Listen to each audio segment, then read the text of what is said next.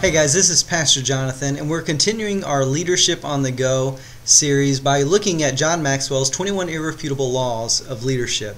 And I want to take just a moment to stop and say, if you're watching these videos weekly, that's the method that I prefer, and that's the method I would encourage you to do, is to take the week, to watch one video a week, and to really let the notes, let the content really be absorbed so that you can do it justice.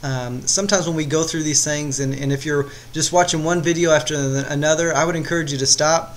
Don't try and take all of these videos in at once, but let them be able to do a work within you for the week so that you can really answer the questions honestly and see where you're at on the leadership scale and really do the best benefit to not only the notes but to yourself as a leader. So that being said, let's get on with our 21 Irrefutable Laws of Leadership. Law number 5, the Law of E.F. Hutton. The quote there says, when the real leader speaks, people listen.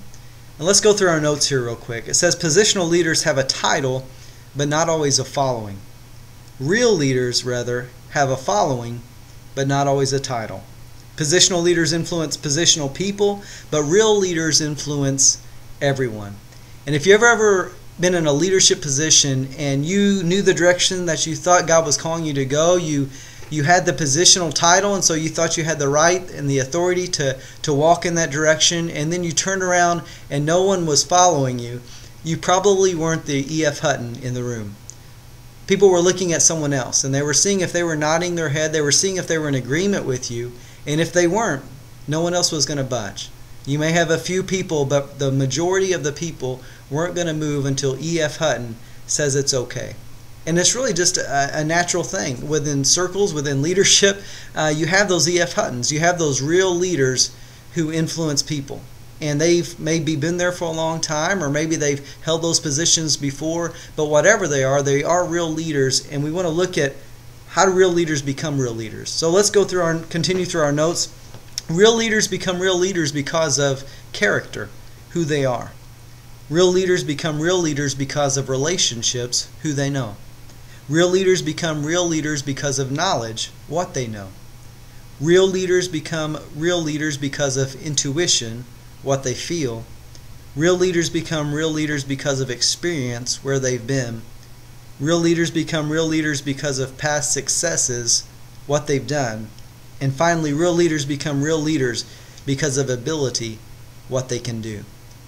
And I would encourage you, as you look at the E.F. Huttons, as you look at the real leaders, to see who those people are.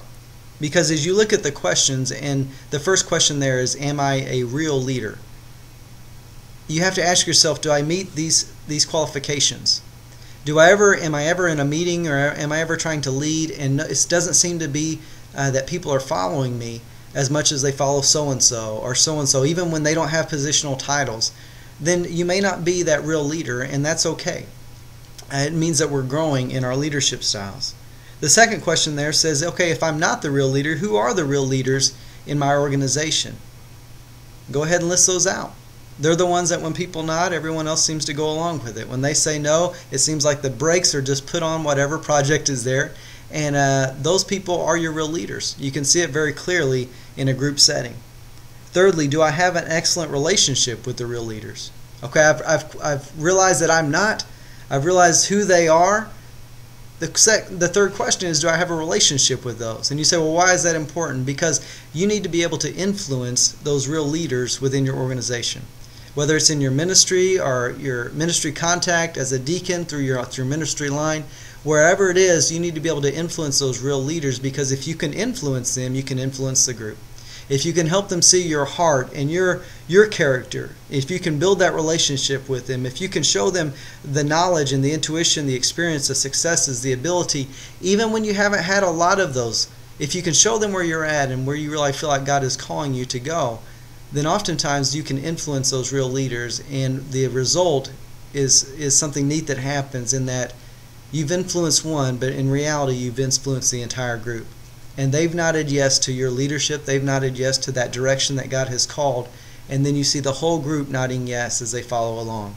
So it's important to have an excellent relationship with those real leaders in your group. If you don't, ask yourself why.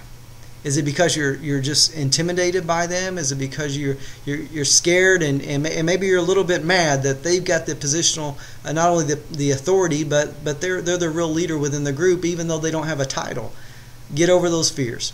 Get over the mad feelings. Get over yourself and quit taking it personally.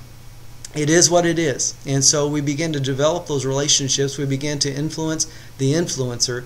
And pretty soon what you'll find is that as more and more people come into your ministry, as more and more people come into the organization, you'll become more of the E.F. Hutton in their eyes. You'll become a real leader within their eyes. And as you look at the characteristics of that real leader, it's because you will exhibit character. It's because you'll build those relationships. It's because you'll have the knowledge. You'll have the intuition. You'll have some experience.